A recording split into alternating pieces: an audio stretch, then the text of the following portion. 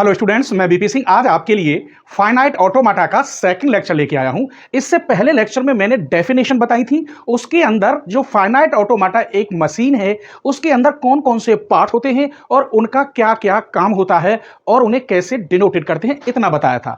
आज हम बताते हैं कि फाइनाइट ऑटोमाटा में टू टाइप से हम सॉल्व करेंगे, स्टेट टेबल के अकॉर्डिंग और डायग्राफ के अकॉर्डिंग। अगर क्वेश्चन में डायग्राफ दे रखा है तो हमें टेबल बनानी होगी, अगर टेबल दे रखी है तो हमें डायग्राम बनाना होगा। इसमें भी मैं आपको बेसिक से लेके चलूंगा। चलिए देखते हैं। स्टेट टेबल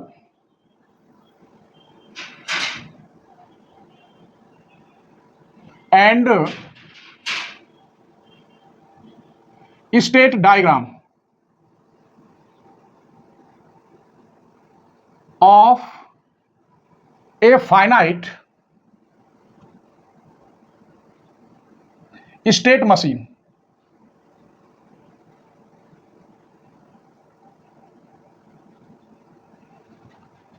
इसे हम टू टाइप से रिप्रेजेंट करते हैं, वो लिखते हैं। There are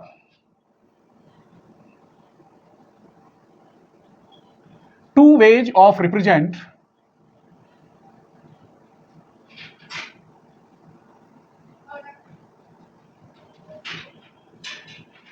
representing a finite state machine।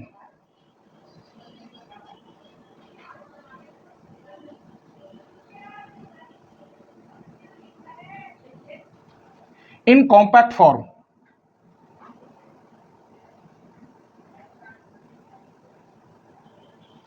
तो कितने वेज होंगे? दो होंगे, एक स्टेट टेबल और एक डायग्राम। चलिए, तो पहला क्या है इसमें? स्टेट टेबल, और इसको हम ट्रांजैक्शन भी कहते हैं, also known as transition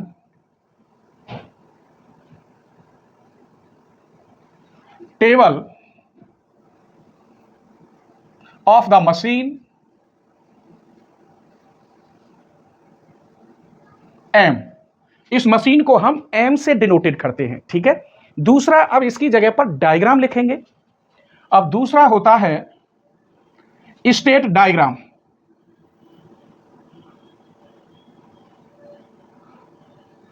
also known as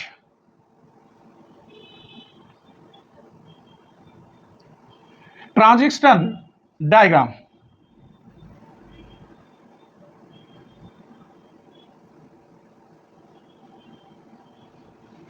of the machine M.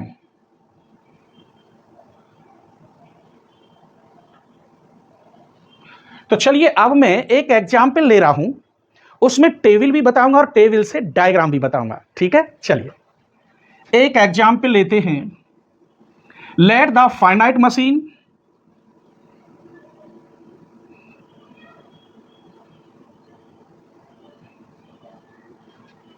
Is M, where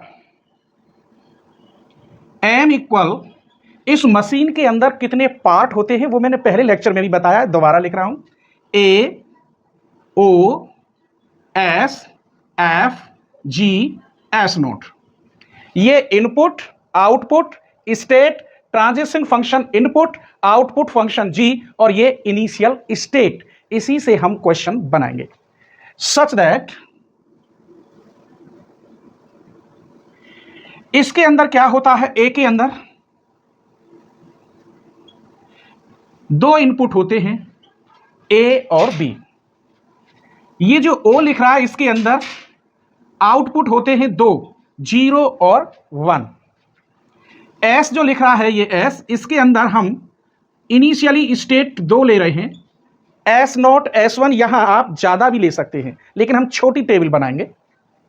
ये जो एफ होता है, ये क्या होता है? एफ सच दैट स्टेट से इनटू फंक्शन किया, इनपुट ए में और सेकंड स्टेट में पहुंच गया, और उसे हम डिफाइन कैसे करेंगे?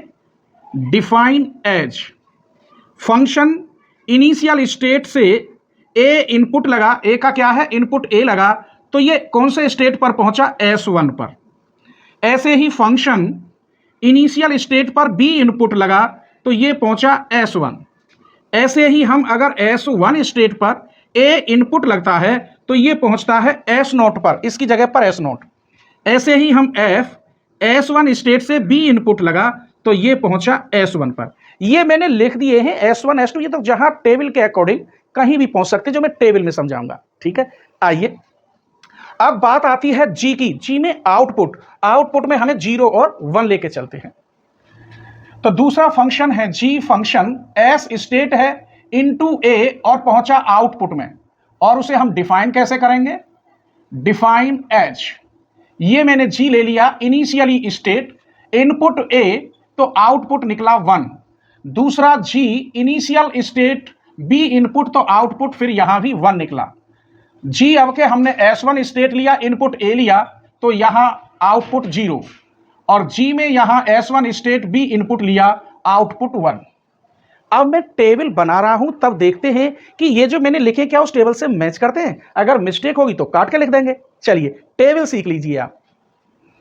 तो अब हम बनाते हैं टेबल, और टेबल किसकी है? फाइनाइट स्टेट मशीन, जिसे हम FSM भी कहते हैं। अब यहां से क्वेश्चन की शुरुआत होगी। अभी तो इसी में आप टेबल और डायग्राम दोनों समझ लीजिए।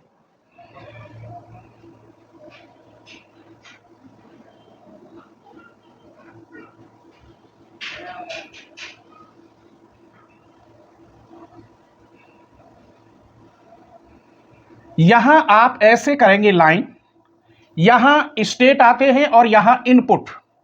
स्टेट यूं लिखते हैं, मैंने यहां लिख दिया S0 और इधर S1, और इनपुट लिखेंगे, इसमें 2 बन जाते हैं। यहां मैं एक और लाइन खींच देता हूं, क्योंकि एक फंक्शन ट्रांजिशन F बनेगा और दूसरा ट्रांजिशन फंक्शन G बनेगा।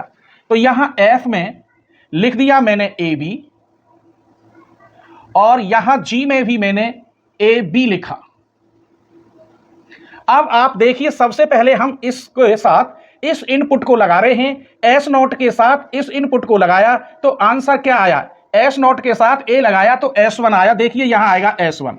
अब इस स्टेट के साथ इनपुट B लगा रहे हैं तो दूसरा स्टेट क्या बन रहा है? S0 के साथ B लगाने पर S1।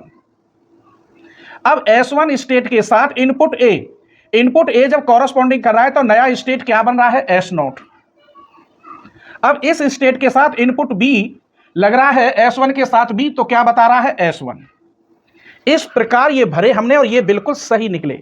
अब हम G के देख रहे हैं, G में केवल 0 और 1 आते हैं। आइए अगर हम G के साथ लगाते हैं, ये रही टेबल, G के साथ इस S0 के साथ इस A को लगाते हैं तो यहां 1 आता है, और इसी G के साथ S0 में इनपुट B करते हैं तो भी यहां 1 आता है। अब S1 देखिए, स्टेट S1 के साथ हम अगर A इनपुट लगाते हैं या यहां से A इनपुट लगाते हैं तो इसका आंसर 0 आता है। ऐसे ही इस S1 स्टेट के साथ G लगाते हैं ये, तो यहां पर भी आउटपुट 1 निकलता है। इस प्रकार हम टेबल बना लेते हैं। अब इसी टेबल से या इससे एक ही बात है, डायग्राम कैसे बनाएंगे वो देखना है। क्लियर? आइए सबसे पहले इनिशियली स्टेट से शुरुआत करते हैं। इनिशियली से यहां हो रही है और इनिशियली से यहां। चलिए तो यहां मैं एक इनिशियली स्टेट बनाता हूं, ये सबसे पहला इनिशियली कहलाता है, और S0। अब S0 से S1 पे आप गए, यहां पर ये मैंने लिख दिया बीच में, ये इस प्रकार S0 से गए S1 पर। तो जब S1 पर गए तो यहां पर इनपुट हुआ A, ऐसे लिखेंगे, और आउटपुट बना 1, ऐसे। फिर देख लीजिए, S1 स्टेट से इनपुट A जाने पर S1 पर तो आउटपुट क्या निकल रहा है? यहां 1। अब S0 से आप S1 पर A स्टेट लगाया तो 1 आया।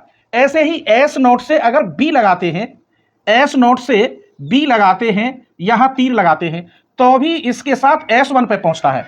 इस स्टेट से S1 पे पहुंचने के लिए B इनपुट तो आउटपुट 1, यहां लगाएंगे B1। अब S1 से A स्टेट पर पहुंचते हैं, S1 से A स्टेट पर पहुंचते हैं तो S0 पर पहुंचते हैं। S1 से इनपुट A लगाया, ऐसे ले लीजिए। S1 से इनपुट किस पे लगाया? A पर, और कहां पहुंचे? S0 पर। आउटपुट आया 0, तो A 0 आएगा। ऐसे ही S1 से इनपुट अगर हमने B लगाया तो वो S1 पर ही पहुंच रहा है और आउटपुट 1, तो सेल्फ लूप बन रहा है। S1 B इनपुट तो S1 ही पहुंच रहा है, तो उसे हम ऐसे भी लिख सकते हैं। देखिए S1 से इनपुट B है और S1 पर ही पहुंच रहा है और आउटपुट ये माना जाएगा, तो यहां B ऐसे 1 कर देते हैं। तो इस क्वेश्चन का ये डायग्राम, ये मैंने क्लियर बता दिया कैसे फंक्शन बनता है। अब जो क्वेश्चन आने वाले हैं उन क्वेश्चन में टेबल दे रखी होगी ऐसी, तो आपको इसे देखकर डायग्राम बनाना है। यदि डायग्राम दे रखा हो तो हमें टेबल बनानी है, तो वो हम नेक्स्ट लेक्चर में लेके आएंगे। थोड़ा थोड़ा लेके चल रहा है, बेसिक से इंपॉर्टेंट टॉपिक है। प्लीज अपने एक फ्रेंड को जरूर शेयर करना, ठीक है? स्क्रीनशॉट ले लीजिए।